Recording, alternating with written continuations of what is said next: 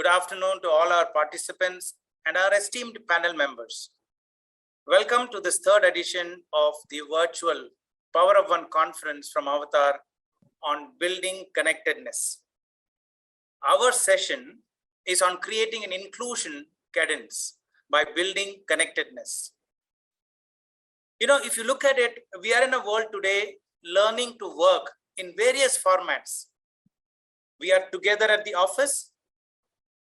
We are co-located. Some of us continue to work from home. We are working together or apart or all by ourselves. Which is the best mode of working? We are yet to figure out. Yet, we are able to deliver business results. We are like a music band. Could be A.R. Rahman's or U2. The rhythm, the music is a symphony. How some organizations are doing it well, what is their mantra, and what are their challenges? This is what we are going to discuss today. Before we jump into the topic, I wish to once again give a little more detailed introduction of our esteemed panel members, Deepa, Vanita, and Tarun. Welcome to this panel discussion. Deepa has over 26 years of experience in e-commerce, telecom, CRM industry across continents in a multicultural environment. Deepa is committed to working on diversity and has contributed to this space in all the organizations she has worked this far. She also supports the cause of promoting local handlooms and is associated with a few NGOs working with women, children, and weavers. Welcome, Deepa. Thank you, Kannan. Vanita Datla, her experience, spans across diverse sectors such as financial services, insurance, cement, power, security printing, instrumentation. Wow. And she has stints both in the USA and in India. Her list of associations with various organizations is quite impressive. She works as an advisor in various organizations, which includes Indian Women Network, CAI. She is a founding member of Diversify Club. She is a director, School of Management Studies, University of Hyderabad, and a lot more. Vanita is passionate about women's empowerment and contributing positively to women's issues.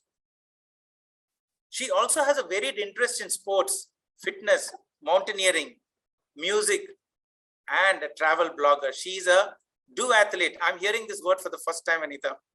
She is a duathlete, climbed Mount Everest, Base Camp, Mount Kailash, and Kilimanjaro. Wow.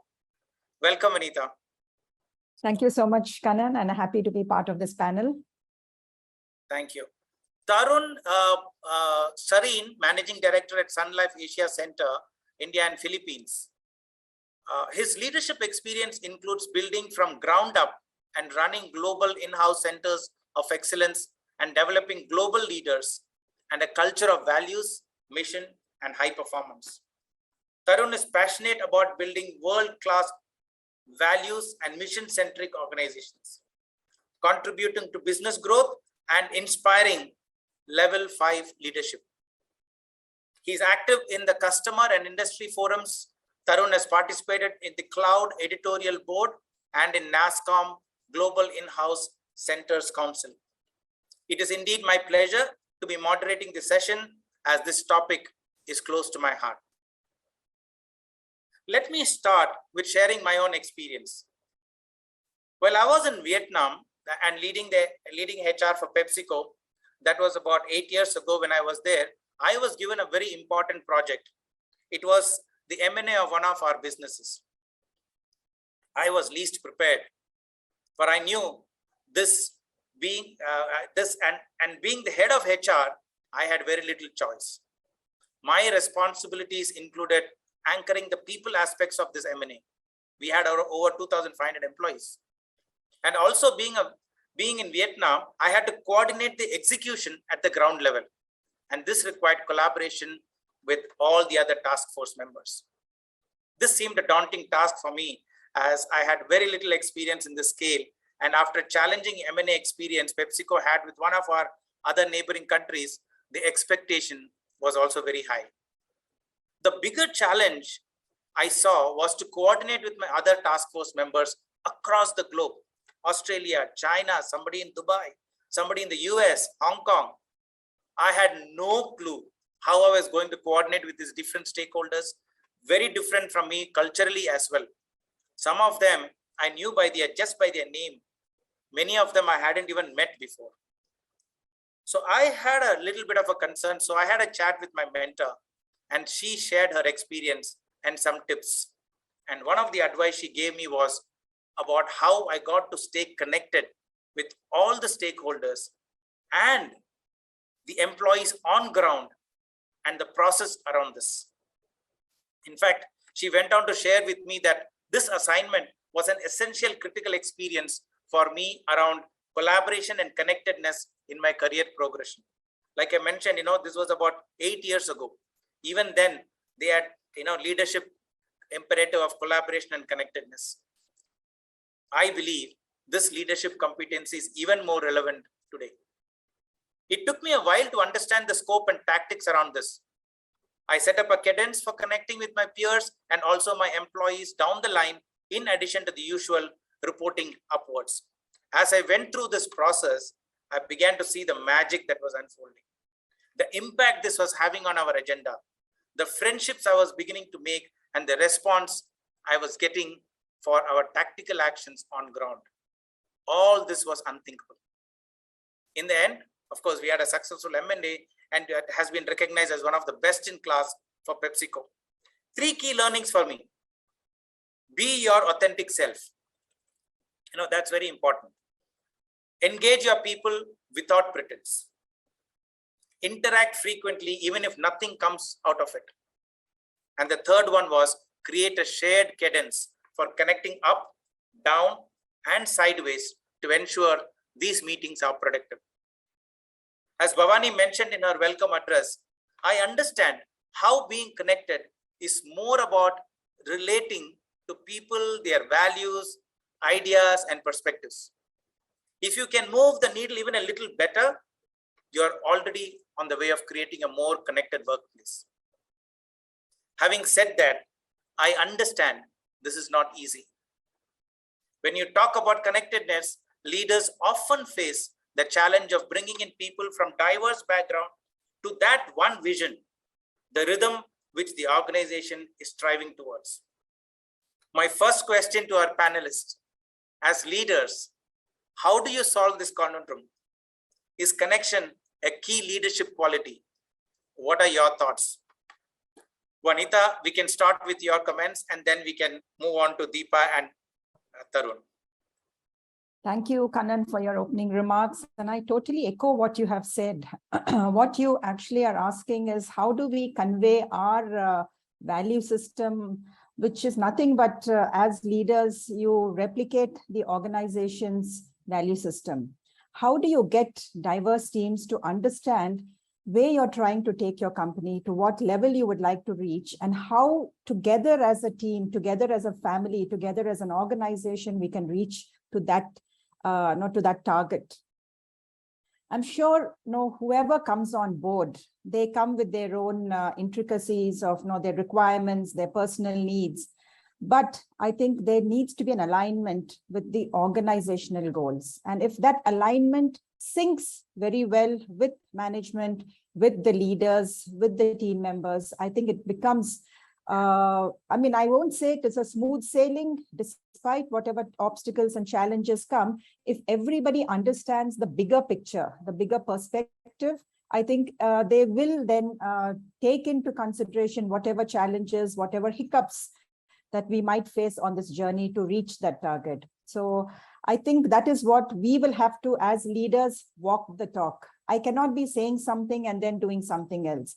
And a lot of implicit understanding happens when you are talking to when you are conveying a lot of values to your team members. So if I'm not walking the talk, I don't think my team members, at some point of time, they will disengage. Thank you. Thank you, Vanita. That's really a great start. Deepa, what are your thoughts? Fantastic thoughts. Thank you, Vanita, for a great start. I haven't mentioned, it's a pleasure being here with all of you, Kannan, Tarun, Vanita. Back to your question, very interesting question, very pertinent question, Kannan. I think visions are, of course, made largely to achieve a future state. But most important is, do you know who you have in your workforce? Recently, in the Bangalore office, I was having a chat, coffee with a lot of people that are new to the workforce, 4 to 5 years experience. But it's very powerful, and today, who do we have in our workforce? It's largely made of millennials. And, studies have revealed that compared to other generations, again, this is a study that I was reading, millennials believe that they can individually have a great positive impact on the world and the community they live in.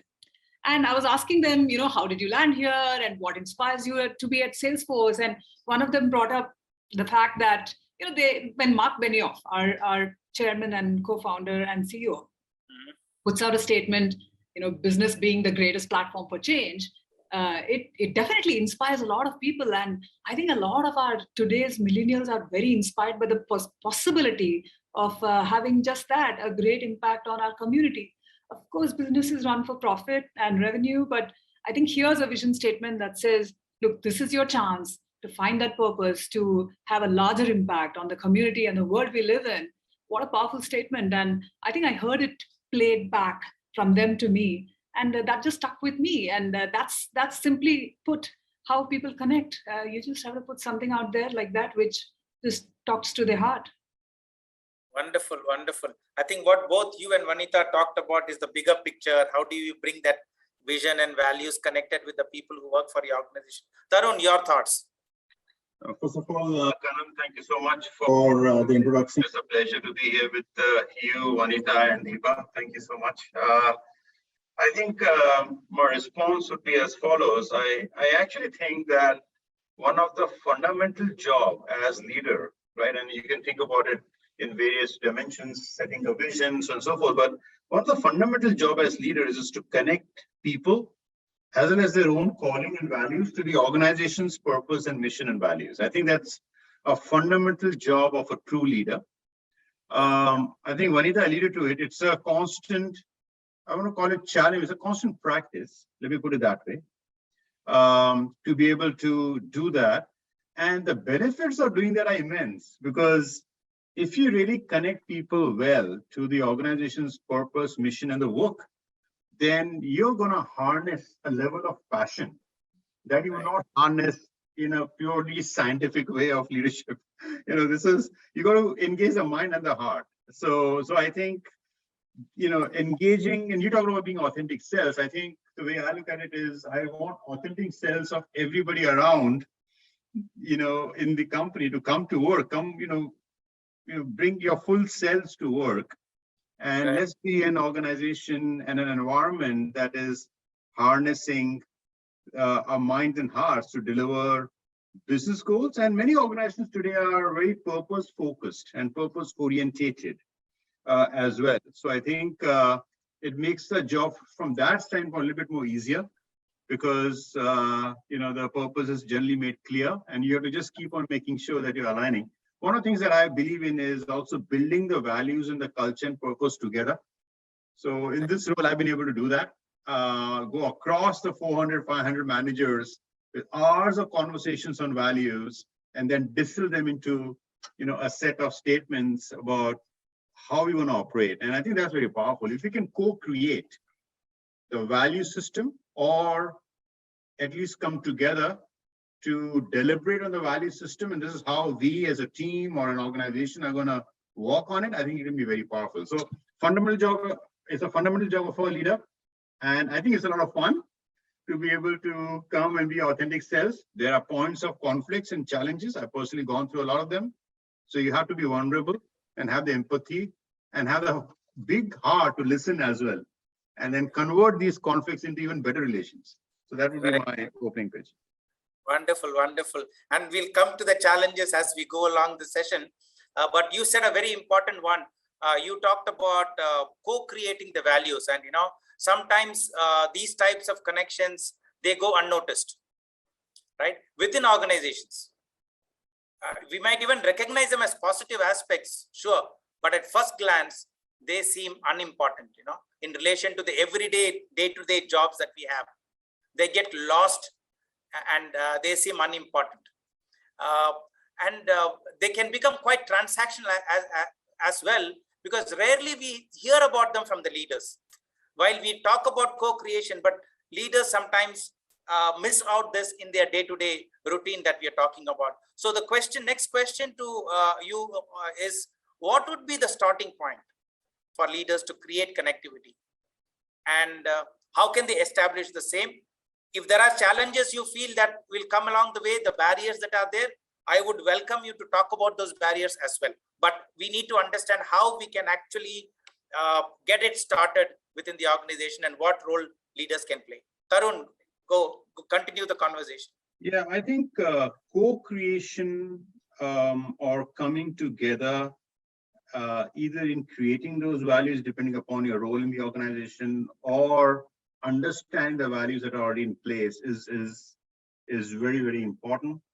I think the opportunity is to make this very authentic on a regular basis, as well, either through feedback mechanisms or even make it part of your system of appraisal, for example. However, I'm always of the opinion that it shouldn't be a stick approach. It's going to be more of an inspiring approach. So that's where I struggle, how to make this part of a appraisal system, but it should be inspiring. So I'm a big fan of inspiration. I'm not a very big fan of stick. And I feel that if you can do a lot more in terms of mission and creating a compelling vision, exciting work, truthfulness in a corporate world, I think the environment is just so beautiful, because I'm quite selfish, right? I want to go home and have a great life, and I'll come to work and have a great life.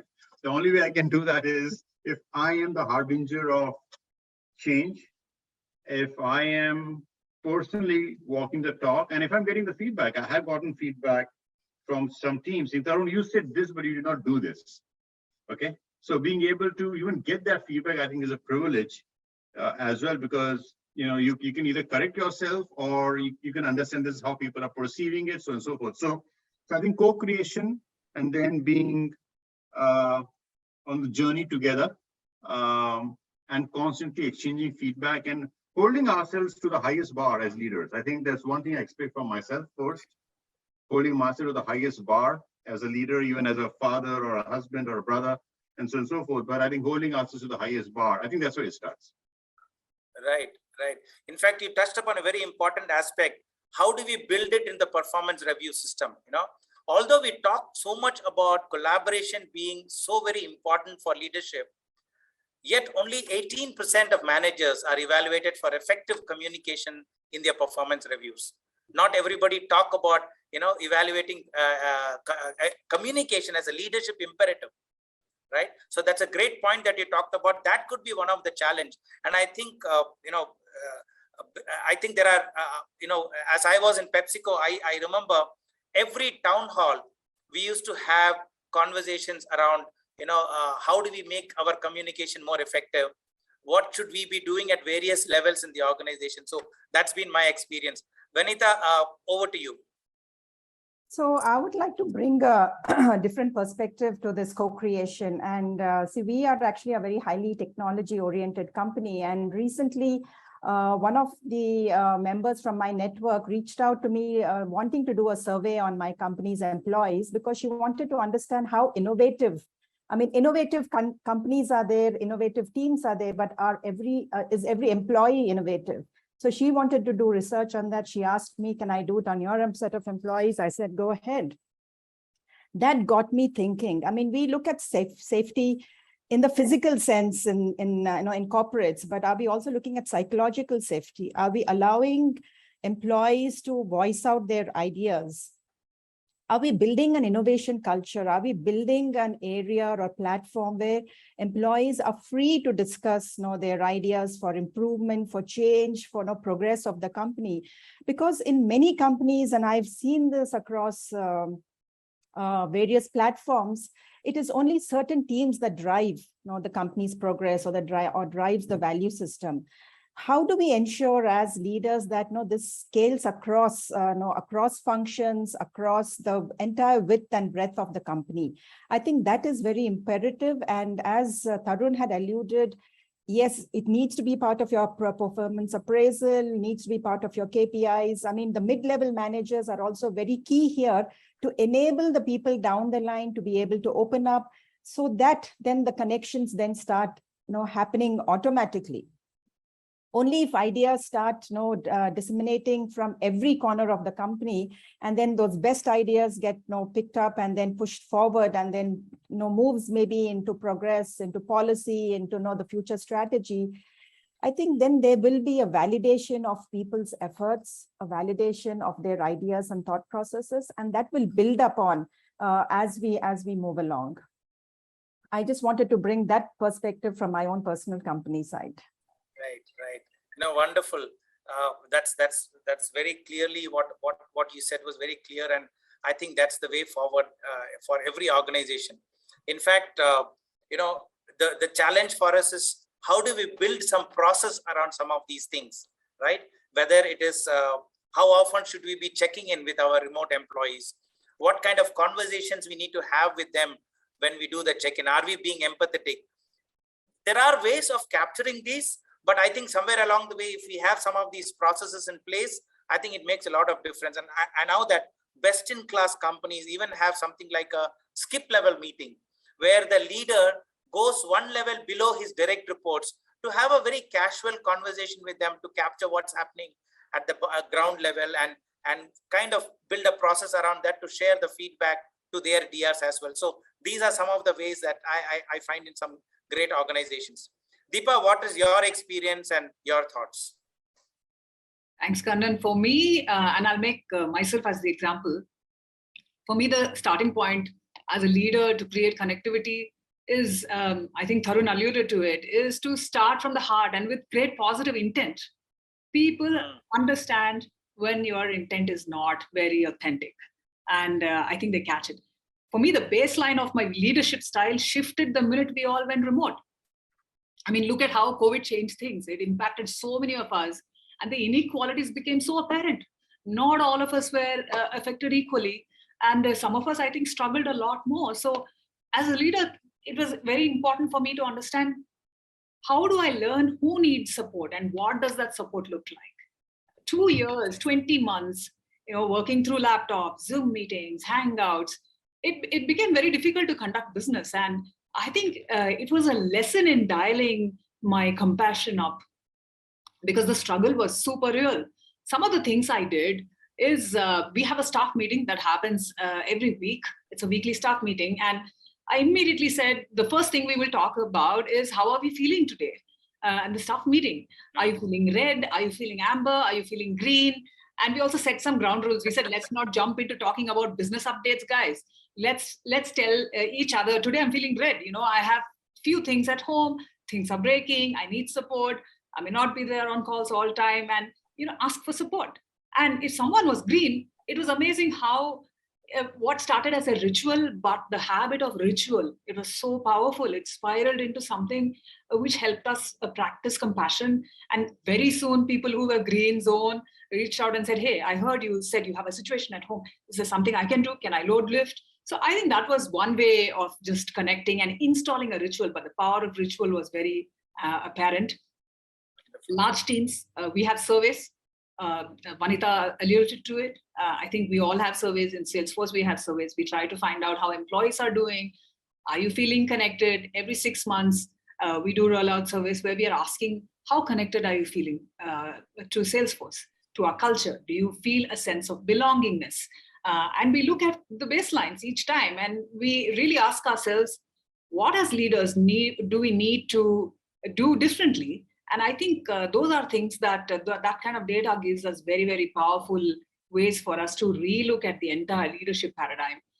The third way that we do is that, slowly we are now walking back to office. There is a sense of, you can now also get into office and reconnect in person. I still love doing a lot of coffee meetings, walking the halls, making conversations that are not really set up. I like the way you said, make conversation even if it's not really going anywhere.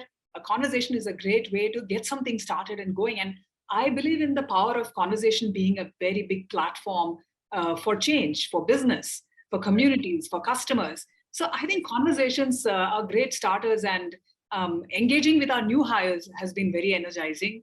We do a lot of online events. We've also figured out how to connect with them in person. So I think these are some things. The other things I love, especially to do with my teams, is doing something that really benefit, that we can do together for our communities. Can we volunteer together? Can we attend some business strategy session together? And together doesn't have to mean that all 11 of us are sitting in the same room. It can also be on a platform. So I think doing these few things and seeking feedback and listening deeply, is this working?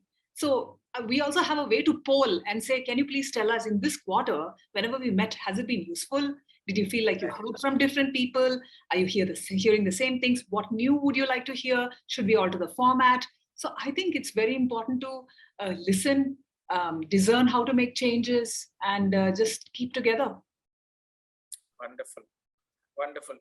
Since you mentioned about hybrid working and talked about how you've been managing and now people coming back, this is specifically to you, Deepa. How do you find building connectedness contributing to creating a diverse and inclusive culture in Salesforce? And also in the context of the hybrid environment that you spoke about, how are you reimagining connectedness? This is going to be a long answer. Please bear with me. Go ahead. To be as crisp as possible. But see, when we talk about connectedness and we talk about diversity and equality, for me, in my mind, it's like a double helix. Connection reinforces diversity and vice versa. You have to stay connected as a contributor, as a leader, as a company, to know who you have. How do you rework? How do you reimagine? How do you reconfigure the workplace basis all that you're hearing, basis the data that you're getting? And as an example of myself, when I was looking at Salesforce as an employer, and I was looking to shift from the previous company to Salesforce, one of the things that really caught my eye is how Salesforce really empowers you to work with communities. And thanks to your introduction, I mean, I love working with weavers, with children, with women. Volunteering and contributing and simply playing that part is very important to me. So for me, immediately, and I think Tarun also spoke about, Vanita also spoke about shared values. For me, my values and the company's values, I found a very, very strong intermesh. So for me, that is connection. And the fact that, my own self-identification, I come from a very different family background. I have survived domestic violence and then gone on to make a career. I have a live-in partner. I have pet children. I don't have biological children. So for me, it's important to understand, am I going to work in a company where I will thrive, where I will succeed, where I will meet people that think like me? So I think those are things that really help me stay connected. And I'm giving you my experience as an employee.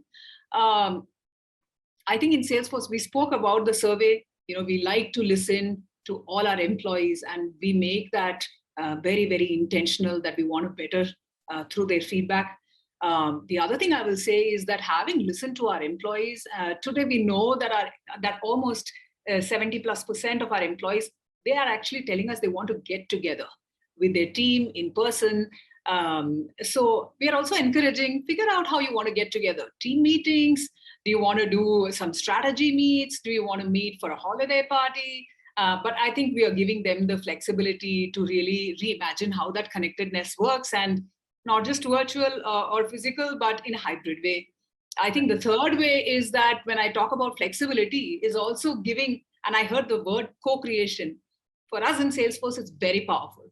We came up with something called flexible team agreements. What that means is simply employees sitting together with their leaders, with their managers, and understanding how do we conduct business from here on, where things have totally changed. And figuring out what works for their imperatives really helps them come with a team agreement saying, this is how we'll work. This is how many people will be in office. This is how many people will be remote. This is how many will be flexible. And I think those are things that are really helping us, because it has been created by the team and the leaders together. We also decide how to communicate those agreements. We decide what behaviors are important to us. And I think one of the coolest things I love about Salesforce is recently we are piloting something called async work week, which means that you work asynchronously. We use Slack as a technology platform, which is very powerful for us to communicate business or fun. And we decided that week we won't have meetings like the way we have in the previous week. But we've figured out ways to work through our technology platform in terms of how we get business done. So I think it's being very innovative. It helps us prioritize ruthlessly how we want to get together. At the same time, our mind is always on impact for our end customers, our employees, and communities. I think that's the third or fourth thing that I will say. I don't want to miss mentioning that every single employee, just like me, has interest groups. We have very powerful employee resource groups. We have Outforce for people that are absolutely say it's a safe platform for people to dialogue with who is out, whether they are gay or lesbian. So it's our LGBTQ group. And then we have Faithforce, which is another interesting group. A lot of companies are not comfortable discussing about religion, and that is that is absolutely fine. That's their call. At Salesforce, we believe respectfully you can have a conversation, and we have a group called Faithforce. So to the Women's Network, so to Earthforce. So I think it's amazing how these become cornerstones to really sustain culture. And I think it's also important as you reconfigure, relook at your policies hard. I have a live-in partner. It's amazing to work for a company that has a policy to cover your live-in partner through insurance. How many companies are able to do that? And I think for me, that's an eye-opener, really. So I think I could go on and on, but end of the day, it hinges upon our role as leaders to lead with values, to lead with equality in our conversations, in setting goals. I think I'll stop with that. Otherwise, I would probably just monopolize the whole conversation. No, wonderful, wonderful. It's been great listening to you and learning from you all the wonderful experience that you've had. One thing that I wanted to touch upon before we run out of time is to all the three of you is, what is the challenge? What are the barriers you face when you talk about building this connectedness? Maybe I can go first, Kannan. Yeah, go ahead, Bunny. See, I guess human beings are sort of conditioned to be judgmental, and trying to get out of that psyche and that mindset will be difficult. It will be challenging. It's not going to happen overnight. Just because you've got a set of employees working for you, don't expect them to totally change and align to your way of thinking, because as leaders, we need to, of course, walk the talk and also exhibit our non-judgmental way of thinking, of being truly empathetic. It is just not empathy on the face, but are you exhibiting your empathy in ways that will actually benefit the groups? So this is a continuous journey. We will have to work at it, chip off these preconceived notions and mindsets, and just exhibit also on the other side what wonderful outcomes can happen if one doesn't prejudge, and that really inclusion means inclusion in the word, in the spirit. And it's just not a DEI, but you welcome. See, I was listening to Deepa yesterday itself, and I was so excited to understand that there are insurance policies that allow you to just name maybe 4 family members, and you really don't even need to know the relationship. Are you legally married, just live in, or are they biological children or adopted children? It doesn't really matter, as long as you have identified 4 key members of your family that want to be part of your insurance group. So I think companies that are actually embracing such policies, I think need to be make their policies well known to the corporate world. We need to start emulating, and kudos to such policies, and that are driven by, I'm sure, women like Deepa and people like Deepa and Tarun, who are understanding what the world today needs and try to imbibe that into policies. Absolutely. You talked about policies. I must tell you, as we speak, Avatar is reviewing policies of several companies just to see how much aligned they are to diversity, equity, and inclusion. And companies are really serious about something like this. You can't have a paintbrush and just paint across all sections of the employees. And that realization is coming sooner than later. Tarun, sorry, I chipped in between. Go ahead, Tarun. What do you see as the challenges or barriers? I think, it was so inspiring to listen to Deepa and Vanita. I think maybe it's my mind is giving out a very simplistic thought process, but I'll tell you, I feel there are, obviously there's policies and there's tools you can use to get better connected. All of that is there. And I think corporates have a big role to play. We can be ahead and even influence the policies, right? And leverage it. So that's one piece of it. But I think the biggest challenge or barrier is just leadership commitment and perseverance. I think if leaders have the heart and mind to really collaborate, in my role, for example, it's not only collaboration with my team and the rest of this organization, but I have to collaborate with Canada, US, Asia, asset management. These are the pillars of the company and various functions around, because for me to create any strategy, any vision, I need many stakeholders, at least 70 to 80 stakeholders to say, yay, yes, Tarun, we are with you, right? So at least that many, if not more. This is beyond my immediate team. So from that standpoint, you could say that, it's a, complex, it's so many, but it's also fun because the world is getting to be more and more, in a way, complex, not complicated, but complex, meaning you have to take multiple parameters into account. You got to be relevant to your clients. You got to be relevant to the society. You got to be relevant to environment, right? You got to be relevant to your employees very well, in a very meaningful way. So I think leaders just being able to see their role in this new world to be the most progressive people. I think of myself as doing a duty to be the most progressive leader I can possibly be, right? And either get coaching, inspiration, but as leaders to continuously be the most inspired person to make progress happen on not only diversity inclusion front, the vision front and the purpose front. That's how I see my role. I see my role in a similar light at home. Sometimes I've been told you take too much pressure, but I really think if you live your life as a leader, then that's what you're committed to be the most progressive person. And the largest heart, compassion is something that came out, the biggest heart in terms of compassion, as well as being fair and so on and so forth. So no barrier, it's just a challenge and an invitation actually. Yeah. Leaders, yeah. Very true, very true. Deepa, anything that you can think about, you've done a lot of work in this space. You talked quite a bit about it. What did you see as challenge? I know I'm standing between us and the Q&A. Quickly, I think we all, as leaders and as a company, we speak about the future of the shape of work. I think it's the realization is that the shape of the family is changing. Today, the shape of the family is we are a multi-format world, largely diverse. And I think not obstacle, we have to help each other. We have to hold each other's hand. We have to acknowledge, I think, the number of differences that are really coming up. We have to celebrate those differences, I think. That is very important. And ironically, and as cliched as it sounds, I think our unity will come from our diversity.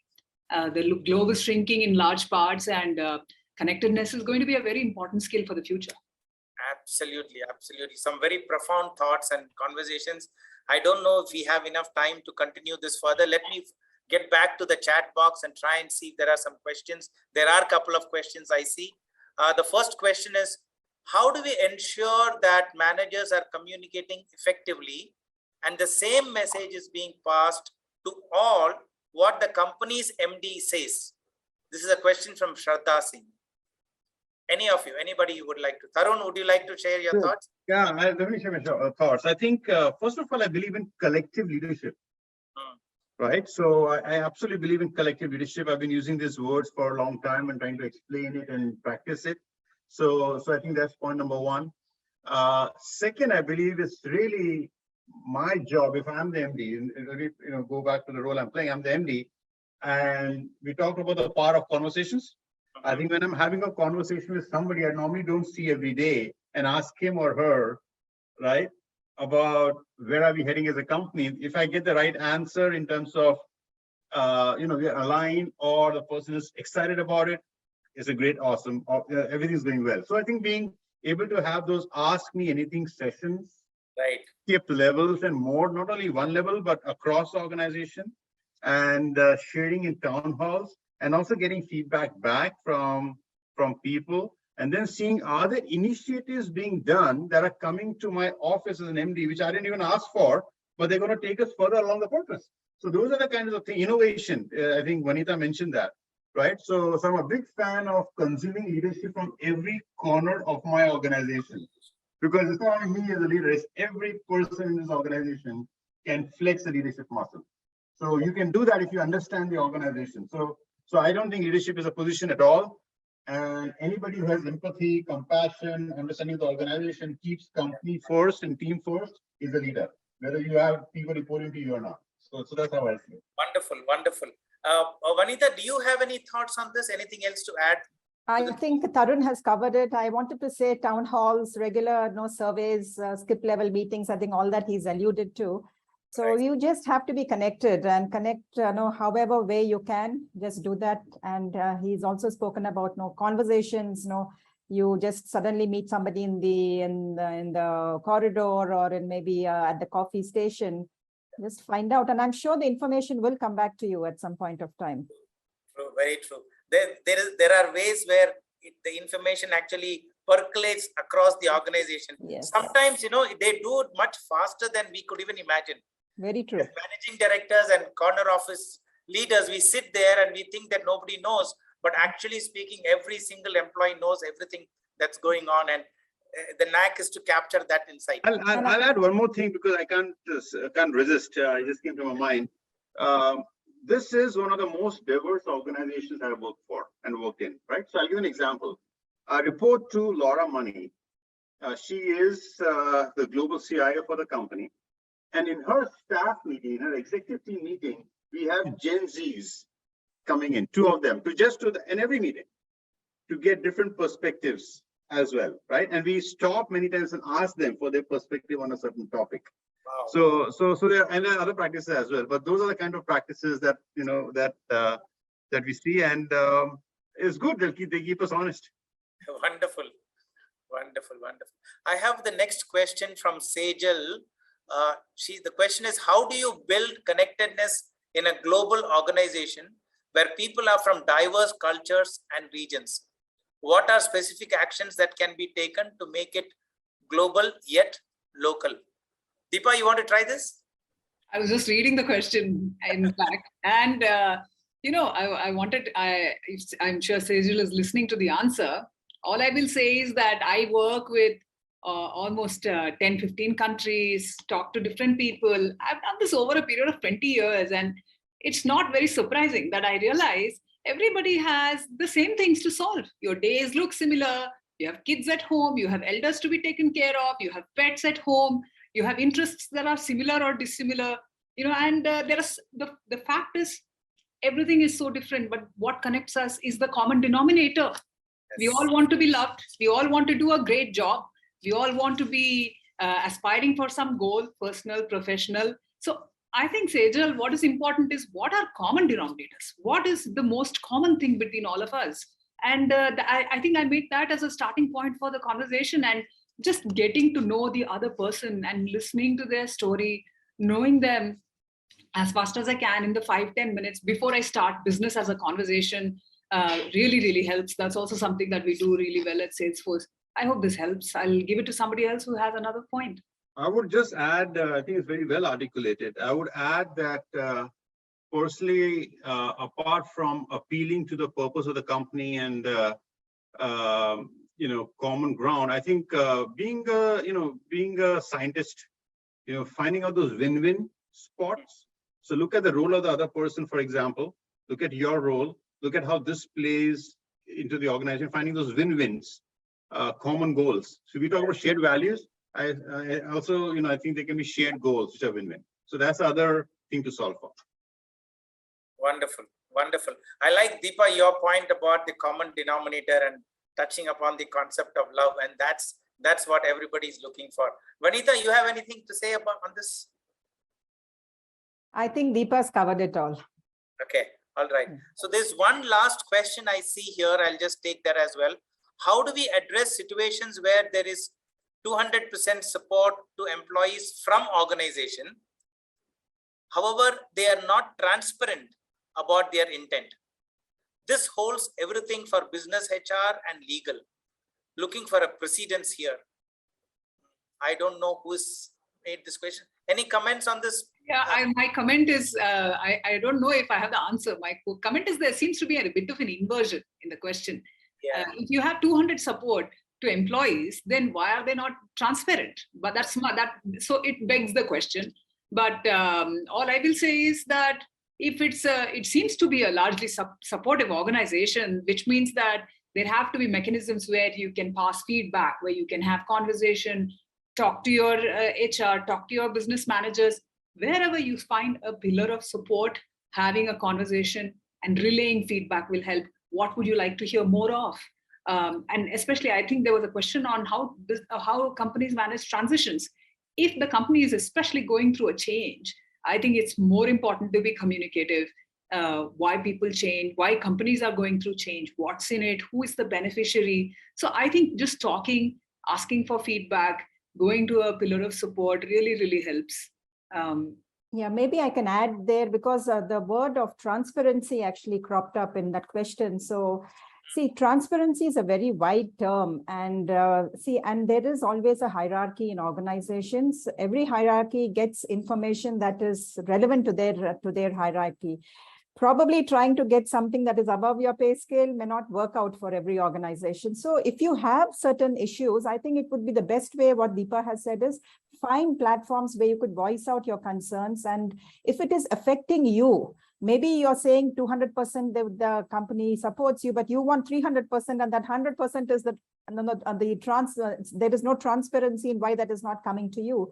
So I think, as Deepa has mentioned, open communication is the way to get a resolution of these issues, and also understand that companies work in a manner where information is given to whomever it is required.